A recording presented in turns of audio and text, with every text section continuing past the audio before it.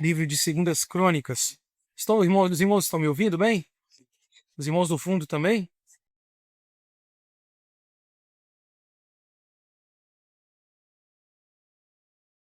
Segundas Crônicas, capítulo de número 33. Vamos ler do versículo 1 até o versículo 9 por enquanto. E à medida que a gente vai falando aqui, a gente vai prosseguindo no texto.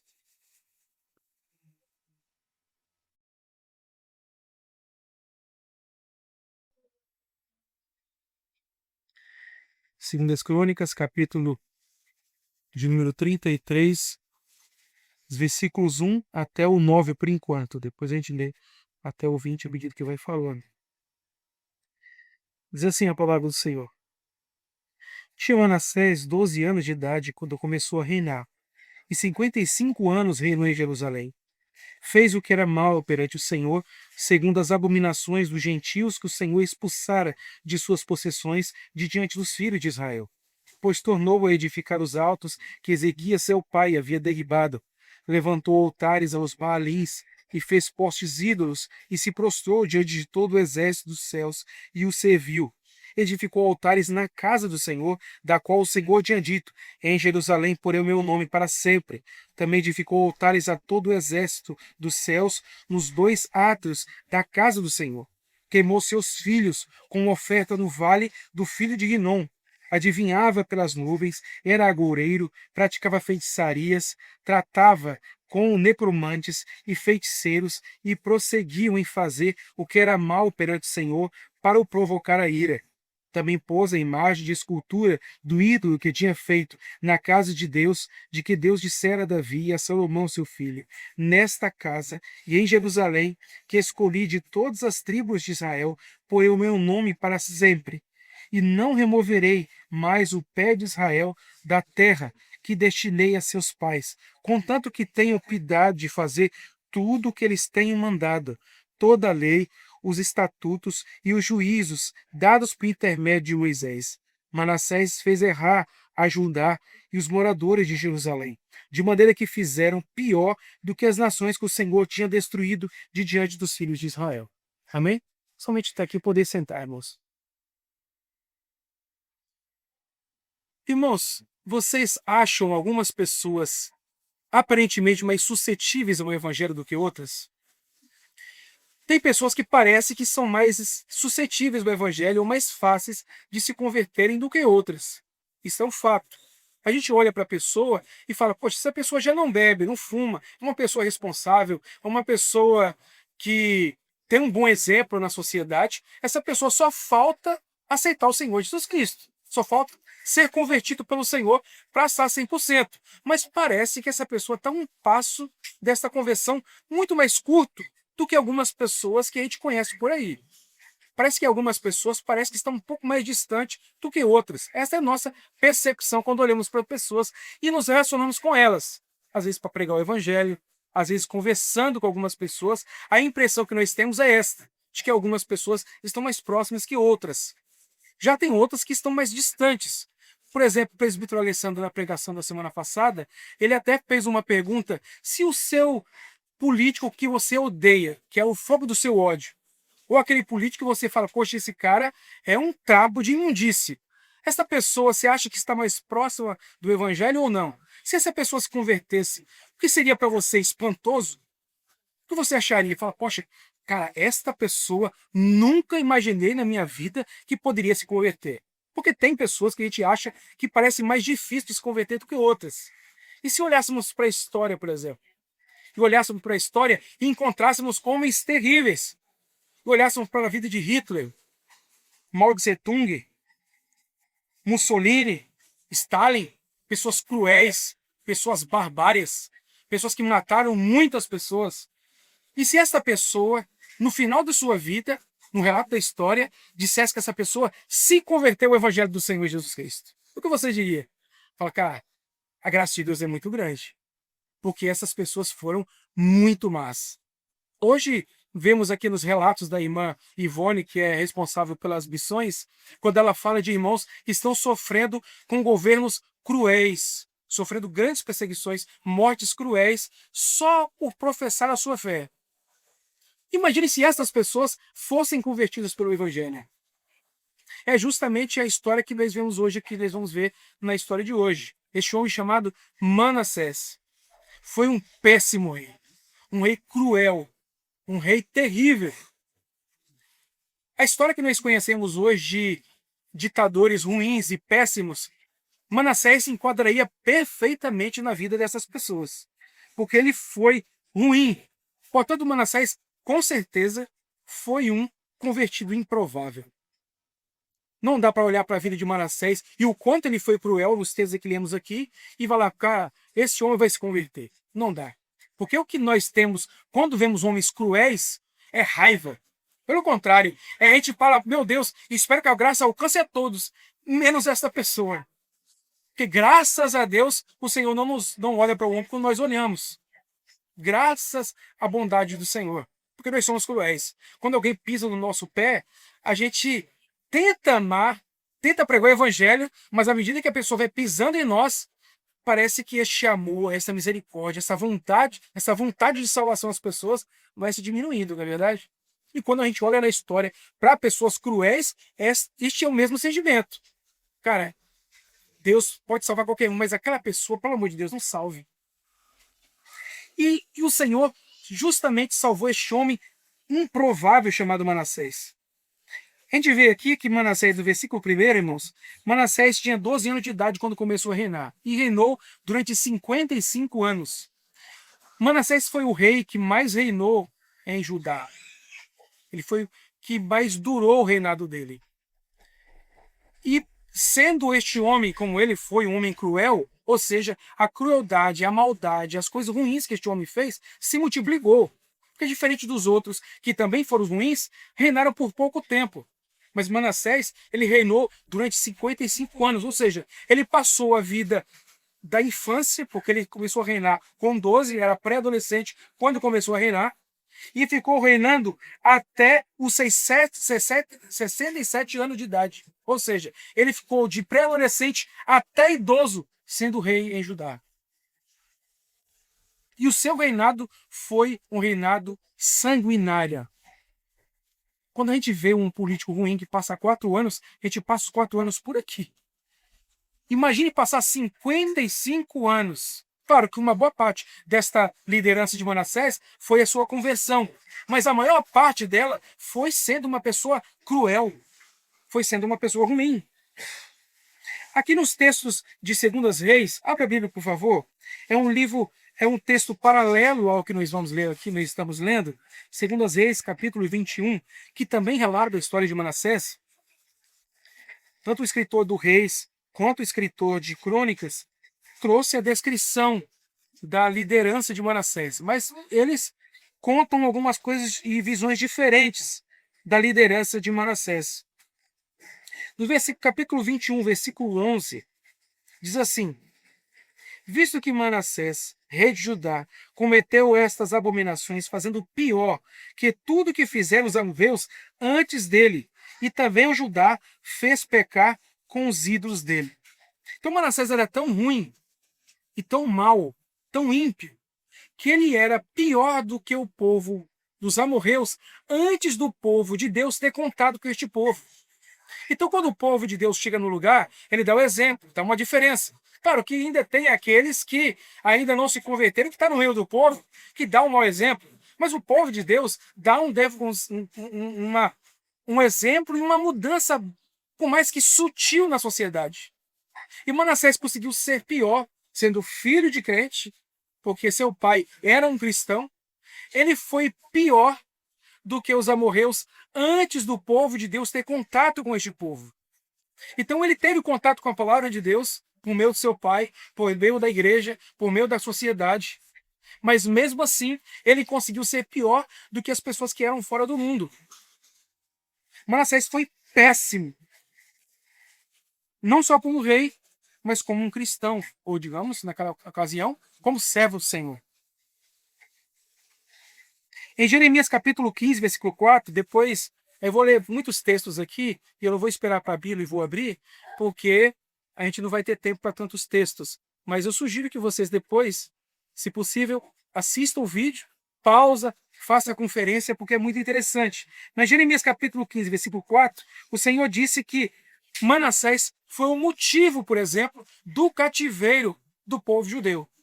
Então Manassés foi de fato o homem diferenciado das pessoas que estavam da sua época, tanto os reis de Judá como os reis de Israel.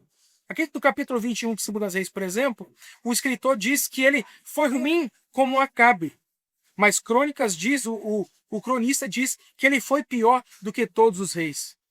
Então Manassés foi um cara deplorável, um cara muito, muito mau. E a gente vai agora analisar os pecados de Manassés. A gente vai dividir aqui este tema, esta mensagem, em 3 partes, sendo elas o pecado do próprio Manassés. Vamos analisar aqui à luz do texto bíblico e ver o que isto pode ensinar a nós para tentarmos de alguma forma evitar esse tipo de atitude que Manassés cometeu. Depois a gente vai ver a humilhação de Manassés sendo cativo com os assírios e logo depois a sua conversão. Ok? Então aqui analisando os pecados e a vida imoral deste homem terrível, Manassés, a gente já começa aqui no versículo 2. Fez o que era mal perante o Senhor, segundo as abominações dos gentios, que o Senhor expulsara de suas possessões de diante dos filhos de Manassés, dos filhos de Israel. Então perceba que Manassés abandonou o Senhor deliberadamente, que vemos do versículo 2. Mesmo ele sendo filho de crente, veja que Ezequias, que era o pai de Manassés, que foi o rei anterior, foi um servo de Deus. Teve os seus altos e baixos, mas foi um servo do Senhor. Ele mesmo sendo um filho de crente, ele abominou as coisas do Senhor. Ele se afastou do Senhor por completo.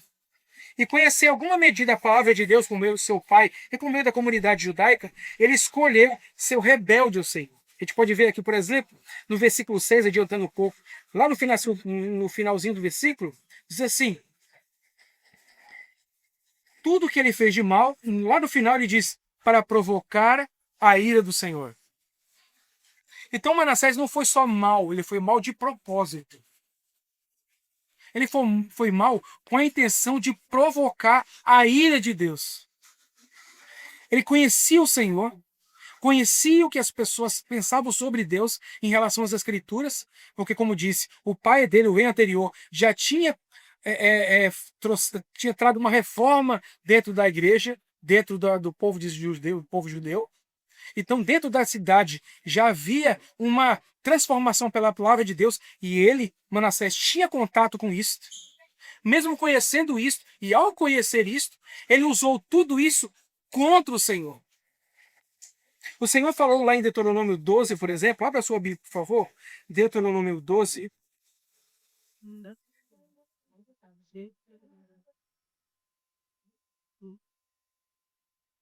Versículos 29 a 31. O Senhor falou para o povo de Israel, para quando entrasse na terra prometida, não copiasse os vizinhos que eles iam entrar. Porque os cananeus, que o povo de Israel estava indo tomar posse desta terra, os cananeus eram cruéis, eram maus, a gente vai ver isso daqui a pouco. E a sua religião influenciava toda a Palestina da época. Então o Senhor, já prevendo isto, disse para o povo de Deus: quando vocês entrarem na terra, cuidado com os vizinhos de vocês, porque eles são maus e a sua religião é terrível. Portanto, não os copie. Diz a palavra do Senhor, versículo 29. Quando o Senhor teu Deus eliminar diante de ti as nações para as quais vais para possuí-las e a desposares e habitares na sua terra, guarda-te, não te enlaces com imitá-los após terem sido destruídas diante de ti, e que não indagues acerca dos seus deuses, dizendo: assim como serviram essas nações aos seus deuses, do mesmo modo também farei eu.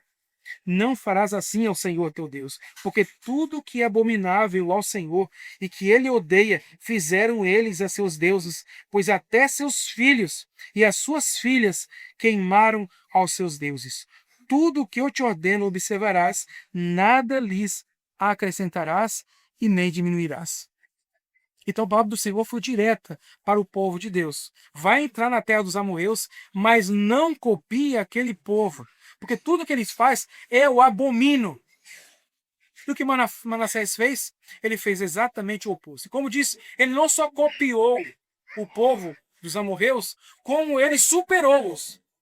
Ele foi pior do que eles. Então tudo que ele fazia contra a vontade do Senhor. No texto que lemos aqui, em 2 Reis 21:11, Manassés não só copiou, como ele aprimorou. Ele foi pior do que eles. Irmãos, como que um filho de crente pode agir desse jeito? O pastor pregou esses dias atrás que quando a gente vai, por exemplo, visitar pessoas no presídio, infelizmente o que nós escutamos lá é mais os nomes das pessoas que estão lá, dos detentos, normalmente Elias, Paulo, João. Por que tantos filhos de crente hoje são pessoas más? Por que Manassés, sendo filho de Ezequias, se tornou um rei tão mau? A Bíblia não fala dos detalhes da criação de Ezequias em relação a Manassés, mas a gente pode ver com clareza que tudo que ele ouviu, ele usou justamente para ir contra o Senhor. Como nós estamos criando os nossos filhos, irmãos? Só trazendo a igreja já é suficiente? Só dizendo o que é certo e errado, certo já é suficiente? É preciso que nós ensinemos a palavra do Senhor até que a palavra do Senhor penetre os seus coraçõezinhos. Claro, isso não depende de nós, é fato. Mas uma coisa é certa, à medida que ensinamos a palavra do Senhor tem mais chance de trabalhar no coração dessas crianças. O Senhor deve ser o nosso conselheiro e pastor, e não o mundo, como fez Manassés. Ele fez o contrário. Ele não ouviu a palavra do Senhor, ele ouviu as nações vizinhas. Justamente aquilo que o Senhor disse, não faça. O Senhor falou, não copie. Ele copiou e melhorou. Ou piorou, no caso. Vai conduzir a sua família? Haja de acordo com a palavra de Deus. Não use padrões de filosofia humana. Claro que eu não posso excluir essa sabedoria humana, mas à medida que eu pego essa sabedoria humana, eu preciso compará-la com a palavra de Deus. Eu preciso fazer um crivo de tudo aquilo que eu analiso a partir das Escrituras Sagradas. Porque senão, aos poucos, eu vou sugar a cultura humana. Aos poucos, eu vou absorver tudo aquilo que eu tenho contato. À medida que eu vou tendo contato com ela e entrego a minha vida a ela, como fez Manassés. Como fizeram os reis de Judá e Israel, à medida que o tempo passava. Não fazia aquilo que o Senhor dizia, de se afastar do povo mundano. Não, eles absorviam isto. Precisamos ter o devido cuidado. Vamos adiante. E aqui o que ele fez de terrível na religião antiga e a religião dos amorreus. Versículo 3. Pois tornou a edificar os altos que Ezequias, seu pai, havia derribado. Levantou altares aos Baalis e fez postes ídolos e se prostrou diante de todo o exército dos céus e o serviu. E edificou altares na casa do Senhor, da qual o Senhor tinha dito em Jerusalém, por eu meu nome para sempre. Também edificou altares a todo o exército dos céus, nos dois átrios da casa do Senhor. Nessa ocasião, a terra do norte, o povo de Israel, já havia sido levado para o cativeiro. Lembra da terra do norte, do povo de Israel? Depois do reinado de Salomão, se os irmãos não se lembram, depois do reinado de Salomão, o filho de Salomão dividiu o reino. E ficou o reino do norte e o reino do sul. O reino do norte era Israel. O reino do sul era Judá, com Jerusalém sendo a capital do reino do norte. O reino do sul, naquela ocasião, o reino do norte, já tinha sido cativa pelos assírios. Portanto, quando Manassés tomou posse do povo judeu como rei, ele já tinha experiência de que um povo rebelde, os seus irmãos, o povo de Israel, já tinha quebrado a cara feia por conta da idolatria e da desobediência. Mas mesmo assim, Manassés não deu ouvido. Em 2 Reis 17, de 9 a 12, você pode observar ali que o povo de Israel, não deu ouvido à voz do Senhor e foi entregue cativo para os assírios. Abra sua Bíblia, por favor. 2 Reis 17. 2 Reis 17, os versículos 9 a 12.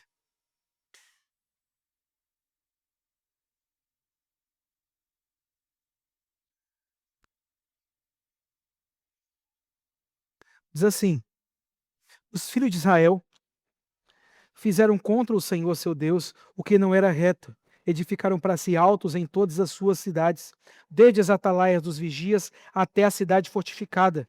Levantaram para si colunas e postes ídolos em todos os altos outeiros e debaixo de todas as árvores frondosas. Queimaram ali incenso em todos os altos, como as nações que o Senhor expulsara de diante deles. Cometeram ações perversas para provocarem a ira ao Senhor e serviram os ídolos dos quais o Senhor lhes tinha dito: não fareis estas coisas. Então percebe que o povo de Israel, antes, já tinha feito tudo isto. E os reis de Israel eram muito piores do que os reis de Judá. Quando você vê as histórias dos reis de Judá e os reis de Israel, os reis de Israel, a sua maioria, eram ímpios.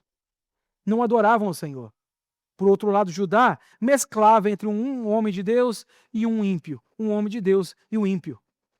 Mas quando Manassés, como disse, tomou o reino, ou estava agora sucedendo seu pai, ele já tinha experiência de que alguém se deu mal desobedecendo a Deus, mas mesmo assim ele não deu ouvidos.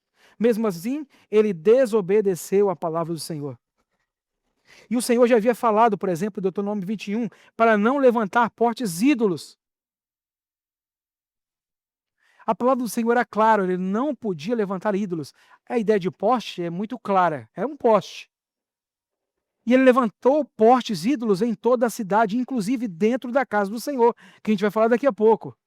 Mas o fato é que ele levantou postes ídolos o tempo todo, sendo de que ele tinha experiência clara que aquela desobediência era ruim para o povo de Deus, bem como para o rei. E ele não só fez isso, como ele se prostrou diante dos astros e edificou altares a eles. Era comum também na cultura dos amorreus, você vê que era uma mistura de muitos deuses de adoração a vários tipos de entidades e de deidades. Eles adoravam os astros, eles adoravam os planetas, as estrelas, o sol, a lua. Cada deus tinha um significado para estas obras da criação de Deus. Eles adoravam isto. E o que ele fez?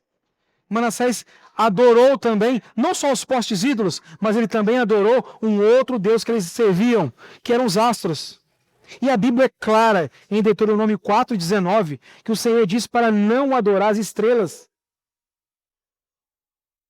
E em Deuteronômio 17, por exemplo, ele diz que as pessoas que adorassem as estrelas, os astros, morreriam apedrejados. Para você ver o quanto era pernicioso tal ato.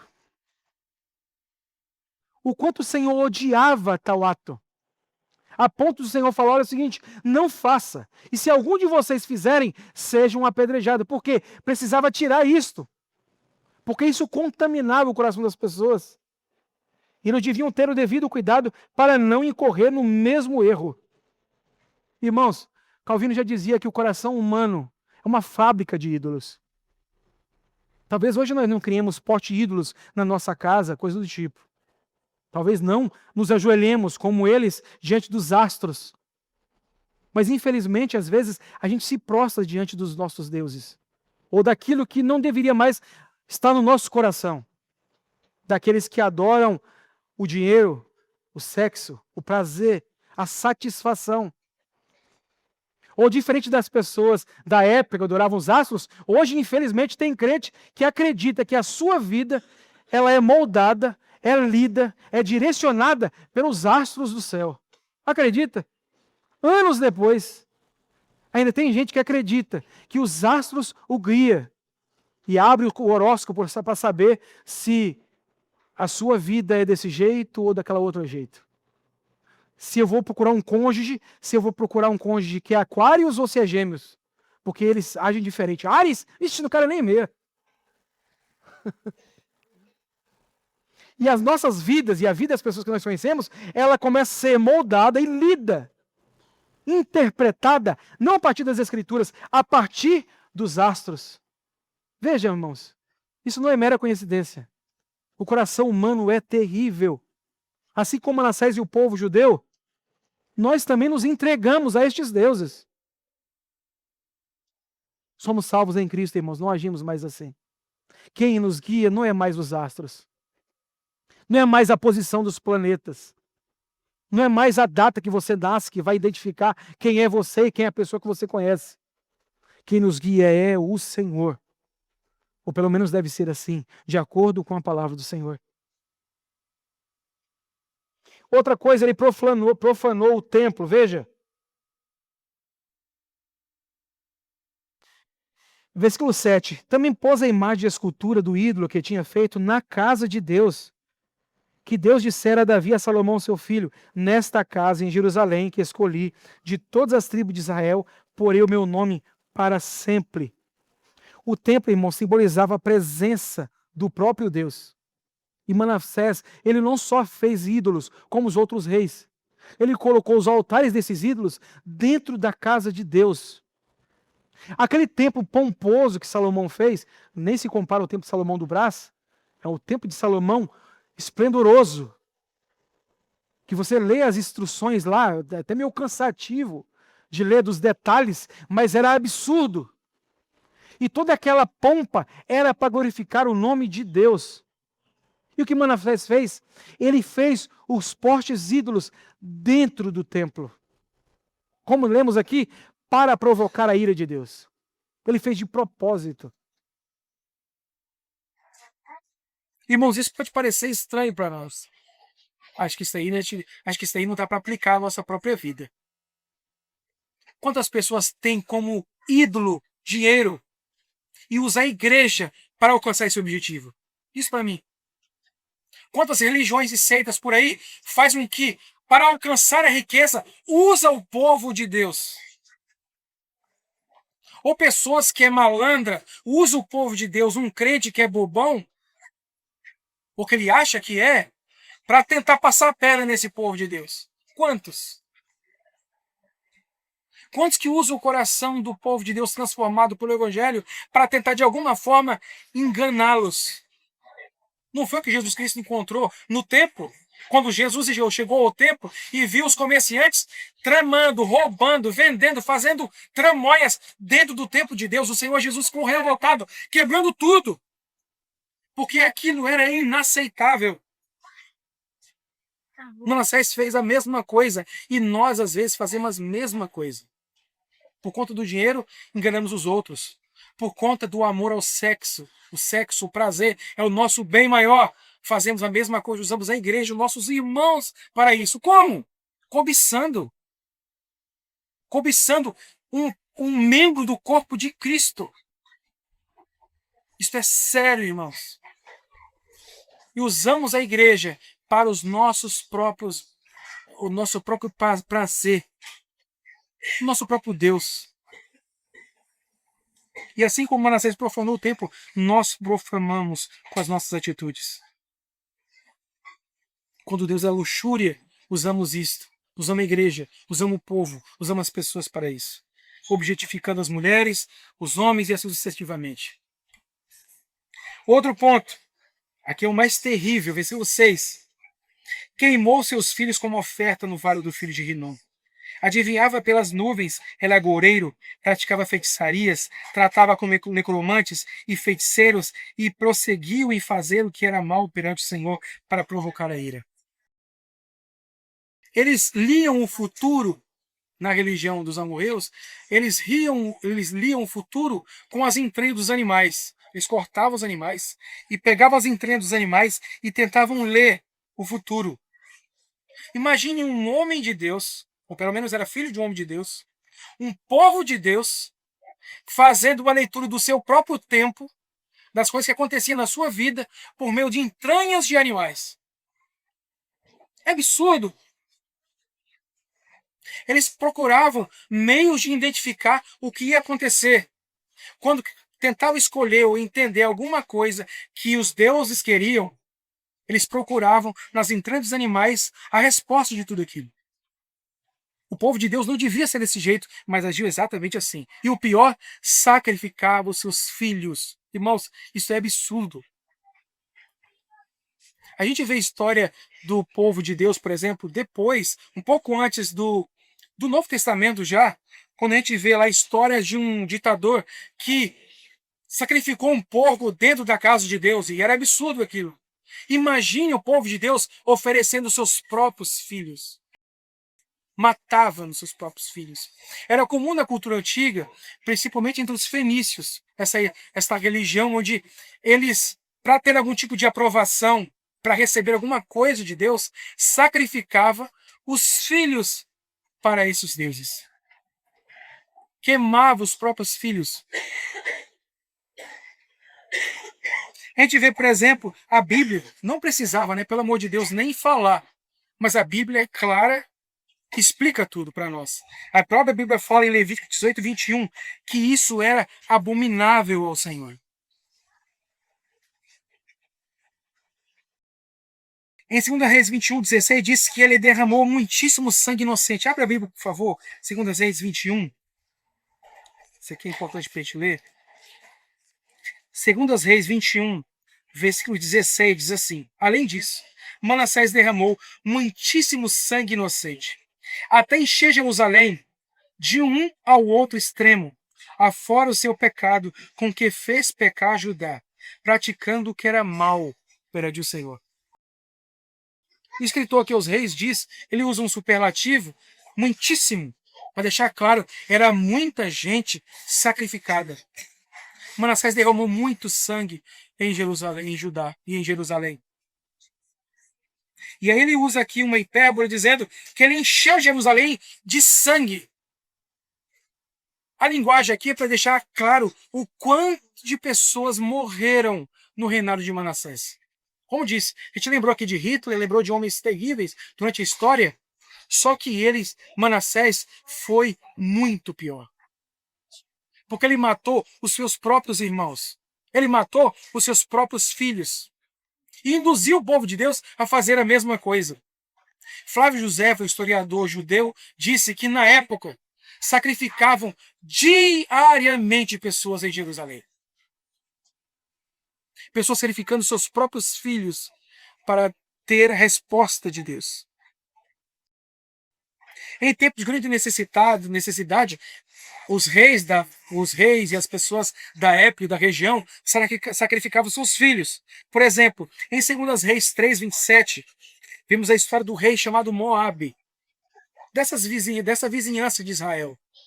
E diz o texto que o povo de Israel cercou o reinado de Moabe, de maneira que Moabe não sabia mais o que fazer. O povo estava sendo vencido pelo povo de Deus.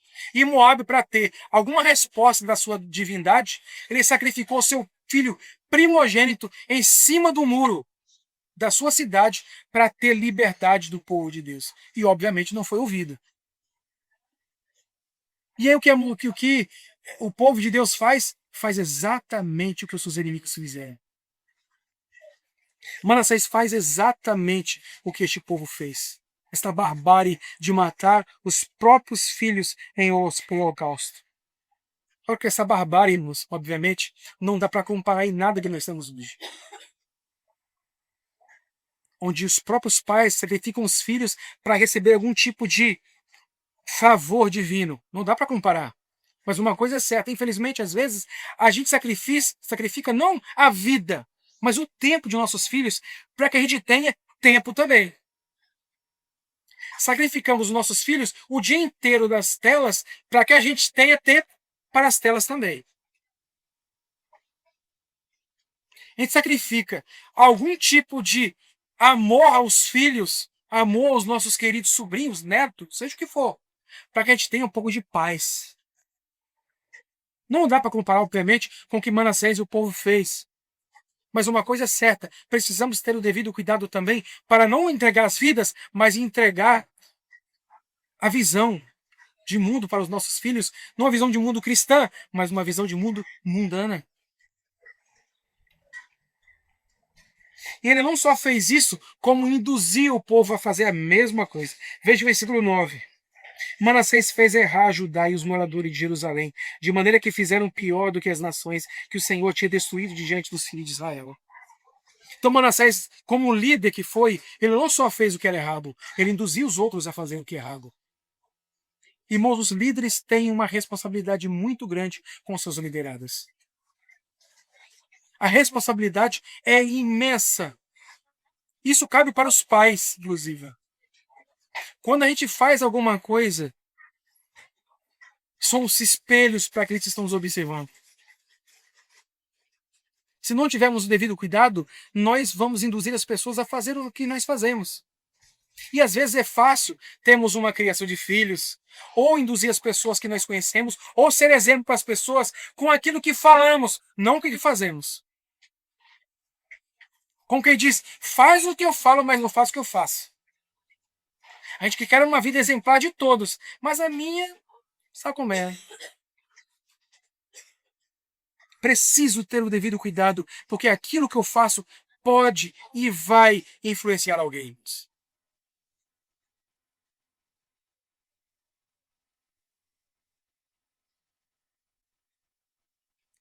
Agora vemos o ponto 2, a disciplina de Deus, que conduz ao arrependimento.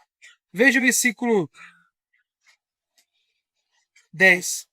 Falou o Senhor a Manassés e ao seu povo, porém não lhe deram ouvidos. Irmãos, o Senhor fala conosco e aos seus filhos ele os traz. O Senhor traz os seus filhos, os seus escolhidos a ele. Seja pela palavra de amor, a palavra do Evangelho, que transforma o coração, que molda a vida e que traz para ele. Mas muitos não ouvem como Manassés não ouviu. Muitos não escutam como o povo naquela ocasião não ouviu. E o Senhor vai trazer de um jeito ou de outro. Então escuta a voz de Deus. Quando a palavra do Senhor falar ao seu coração de transformação, de mudança, aquilo que já aconteceu no seu coração, ou aquilo que precisa acontecer na sua vida, ouça a voz de Deus. Quem tem ouvidos para ouvir, ouça. Porque como diziam os antigos, se não vier pelo amor, vai vir pela dor. Os filhos virão de um jeito ou de outro. Então você hoje tem a oportunidade de se chegar a Deus, de se arrepender dos seus pecados, antes que venham os maus dias. Antes que o Senhor te pegue pelos pescoços e traga. Pecado tá bom, tá saboroso, tá divertido, tá muito bom, obrigado. Eu sei, mas um dia eu resolvo. Um dia eu faço. E vamos adiando. E vamos adiando. Até que o Senhor, pela sua soberana vontade, o traz pela orelha. Ou no caso de Manassés, pelo nariz.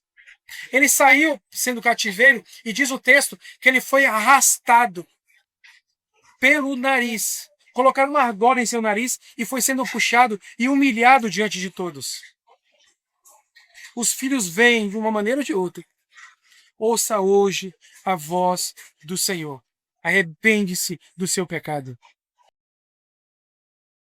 O pecado que está sendo envolvendo o seu coração cada vez mais. A sua vida que está sendo cada vez mais moldada por este erro.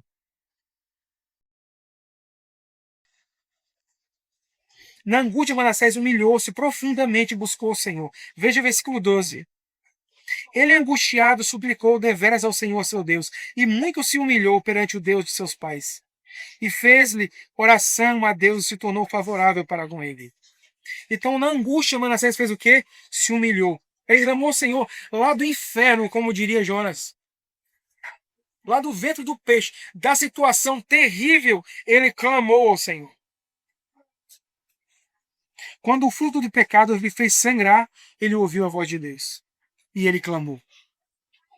Como disse, irmãos, escute hoje a voz do Senhor. Porque senão nós podemos, uma vez, sangrar para que possamos ouvir a voz de Deus. E Manassés ouviu esta voz. O que podemos dizer com convicção, irmãos, é que não é porque a pessoa está passando por um momento difícil que ela vai se humilhar diante de Deus. Tem pessoas que passam por momentos terríveis, mas nunca se arrepende. Não é porque a pessoa está passando, vai passar um momento difícil e você vai se converter. Nem sempre acontece. A conversão é para os filhos de Deus, é para os escolhidos, não adianta. Tem gente que sofre, come o pão que o diabo amassou, mas não se arrepende. Ou, por outro lado, se arrepende aparentemente, para que Deus possa tirar ele daquela situação, para que ele possa voltar à sua vida de pecado anterior. Sabe aquelas pessoas que passam um momento dificilzinho? Ai, Deus me perdoe, me cura, eu quero cura. Aí pede oração, me ajuda, eu preciso passar nessa situação. Até que sai e volta a sua vida anterior. Ou seja, não houve arrependimento aqui. Não houve clamor sincero diante de Deus. Manassés foi diferente. Ele estava passando por um momento difícil e clamou profundamente ao Senhor. Senhor, tem misericórdia de mim. Outros clamam, oram, pedem oração para se livrar da dor, porque ele quer ter a sua vida como um pecador normalmente. E a gente sabe o quanto a dor e o quanto a doença nos incomoda. Uma dor de dente tira o nosso sono, tira a nossa paz. Uma enxaqueca é terrível. Dores piores é ainda pior. E a pessoa faz de tudo para receber uma cura e sair daquela ali. Para receber Deus, não. Para receber a cura.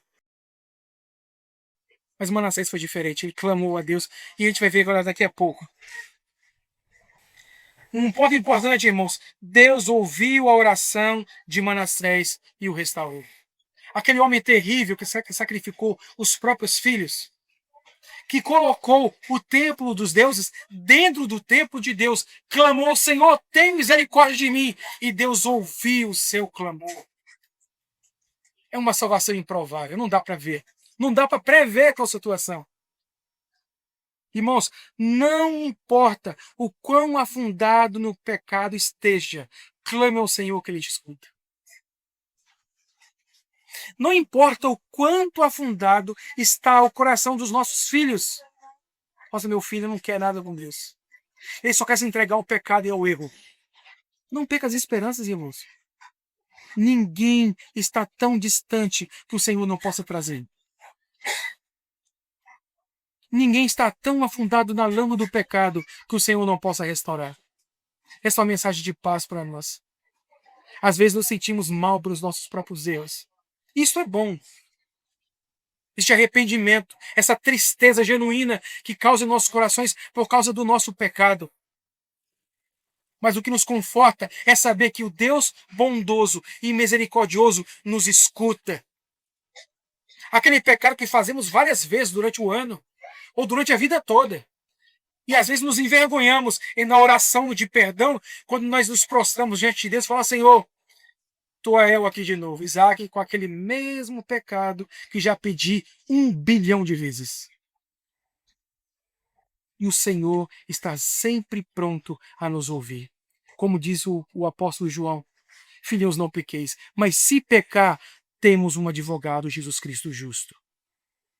Calma, o Senhor salva pecadores. Como disse Jesus, eu não vim para os sãos, eu vim para os doentes. Portanto, faça como Manassés: Senhor, eu pequei, eu errei, estou aqui na minha miséria do pecado e eu quero a salvação. E o Senhor estende sua mão. A mão do Senhor não está encolhida para que possa salvar.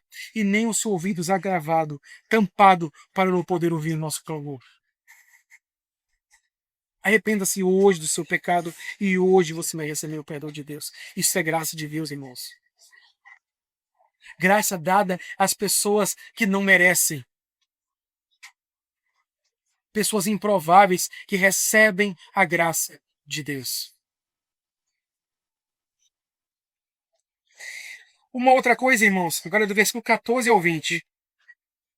Depois desta conversão de Manassés, desta oração, deste clamor, pedido de perdão a Deus: Senhor, me livra dessa situação. Tá difícil, ele estava cativo. Estava sendo humilhado e torturado pelos assírios. Ele clamou a Deus: tem misericórdia de mim. Nós lemos aqui na liturgia a oração de Salomão, quando ele orou a Deus pedindo para que aqueles que se arrependessem e orassem a Deus: Senhor, os escute. E se eles estivessem no cativeiro, os traga de volta. A vida de Manassés se compara muito ao povo de Judeu que foi cativo entre os babilônios e depois voltou quando se arrependeu. Mas veja que o arrependimento verdadeiro gera mudança de vida. Note, versículo 14. Depois disso edificou um muro de fora da cidade de Davi, ao ocidente de Gion, no vale e à entrada da porta do peixe, abrangendo Ofel, e o levantou muito alto também por chefes militares em todas as cidades fortificadas de Judá. Tirou da casa do Senhor os deuses estranhos e o ídolo, como também todos os altares que edificaram no monte da casa do Senhor e em Jerusalém, e os lançou fora da cidade. Restaurou o altar do Senhor, sacrificou sobre ele ofertas pacíficas e de ações de graças, e ordenou a Judá que servisse ao Senhor, Deus de Israel. Então perceba que a oração de Manassés não foi só de boca para fora. Como eu digo sempre para minha filha, falar até papagaio fala. Agora, mudança real. Depois de um arrependimento, vem só aquele que foi salvo de verdade. E Manassés foi.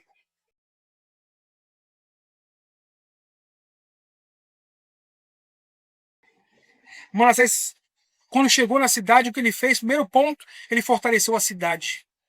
A cidade que tinha sido destruída por causa do seu pecado. Porque o Senhor mandou os assírios entrarem lá e levarem ele. A cidade foi derrubada por conta das atitudes pecaminosas de Manassés. E quando ele voltou, ele reconheceu isso e falou o seguinte: eu vou cuidar da casa do Senhor, porque tudo que está destruído aqui é culpa minha. É incrível quando a pessoa se converte ao Senhor e percebe que todos os males, tudo que é ruim, é sempre culpa de um pecado. Ela não faz como Adão e Eva quando caíram. A culpa não é minha, a culpa é de Eva. A culpa não é minha, a culpa é da serpente. Manassés entendeu, a culpa é minha e eu vou resolver esse problema. Outra coisa que ele fez foi remover os ídolos. Irmãos, ele não voltou para a cidade de Jerusalém adorando os mesmos ídolos. Ele retirou os ídolos. A pessoa, na sua conversão autêntica, irmãos, não pode servir a dois senhores. Como diz o Senhor Jesus Cristo, ou há de amar um e odiar o outro. Ou odiará um e amará o outro. Não dá para o arrependido verdadeiro adorar a Deus, ou dizer que adora a Deus e adora os seus deuses do coração. Adora a Deus e os ídolos que ele cria, ele dá um jeitinho de adorar também. No arrependido, dá um jeito. Eu vou ter que abrir mão desses deuses. E não somente isso. Ele também não só tirou os deuses, como instituiu a adoração verdadeira. Porque tirar ídolo é uma atitude legalista, não vai levar você a lugar nenhum. Você vai ser enganado. Você acha que vai ser tirado de um vício, de um problema, de uma inclinação sua, e vai ser levado a outro. A forma verdadeira é abro mão dos ídolos e adoro ao Deus verdadeiro. Manassés abriu mão dos ídolos, mas ele falou o seguinte: olha, nós não podemos ficar aqui. Estou sem ídolo, mas está tudo bem. Porque o nosso coração cria ídolos o tempo inteiro. Ele falou: não, precisamos adorar o Senhor de maneira correta, de acordo com a palavra do Senhor. Não é só tirar os deuses falsos, mas agora adorar o Deus verdadeiro. Se não adora o Senhor, adora os deuses. Como disse, ou adora um e rejeita o outro. E a conversão, irmãos, causa em nós uma mudança tal que nós queremos que os outros também sejam mudados. Veja aqui o que aconteceu com Manassés. Versículo 17. Contudo, o povo ainda sacrificava nos altos, mas somente ao Senhor seu Deus. Agora, o Manassés, que era uma pessoa de péssimo exemplo para o povo de Deus, agora ele levava o povo de Deus a adorar o Deus verdadeiro. A conversão, irmãos, nos leva a nos incomodar com o povo à nossa volta. Missões está no coração do salvo em Cristo Jesus. A pessoa que está abismada, boquiaberta, atônito, sem entender como Deus pôde me salvar, compreender a sua própria salvação, o seu estado de miséria antes da salvação, entender como isso aconteceu e o como foi bondoso. Isso gera em nós naturalmente, precisava gerar em nós naturalmente este desejo de salvar outros. Estar incomodado o tempo todo. O Senhor me salvou de quem eu era. de onde eu estava. Eu preciso passar isso ao outro. Se esse sentimento não habita em nosso coração, alguma coisa pode estar errada na nossa conversão. Provavelmente eu não percebi a grandeza da salvação do meu coração. O quanto eu estava perdido e o quanto caminhava de passos largos para o abismo. Esse desejo, irmãos, repentino de tentar salvar o outro, isto é inerente ao cristão. Porque percebemos qual é a nossa miséria. Qual seria o nosso resultado? Qual seria o nosso fim? E o Senhor nos livrou. E tem outros da mesma maneira que nós. Tem outros piores do que nós. Tem outros, aparentemente, um pouco melhor que nós. Mas, enfim, todos estão caminhando e eu preciso fazer alguma coisa. Foi o que aconteceu com ele.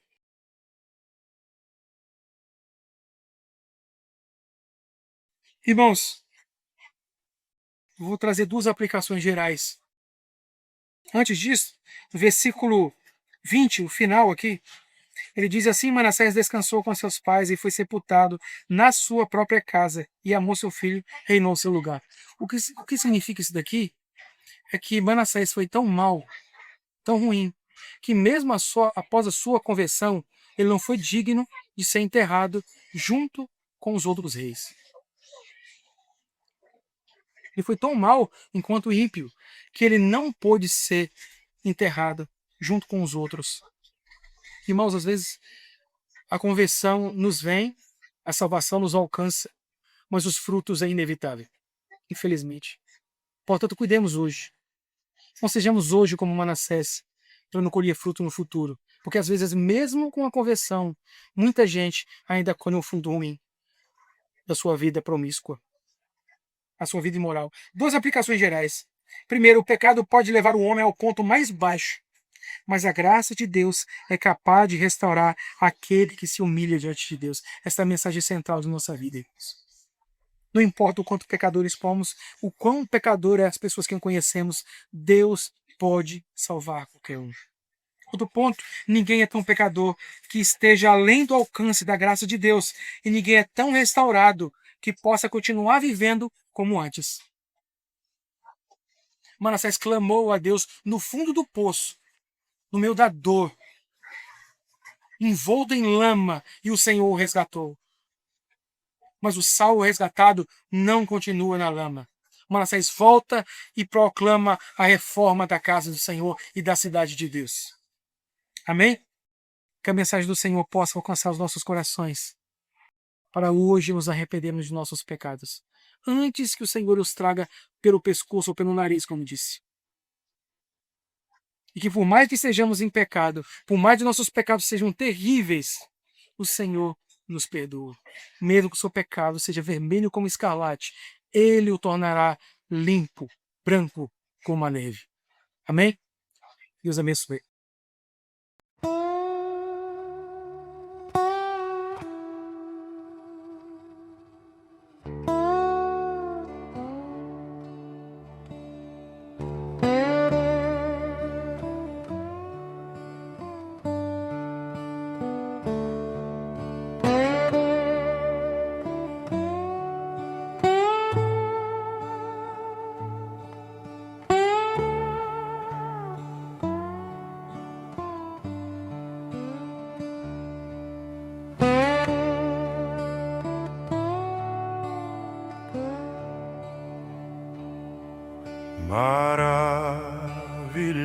Maravilhosa graça que perdido me encontrou, estando cego pude ver, Cristo me resgatou. Quando tua graça me tocou, do medo me livrou. Quão preciosa é pra mim a graça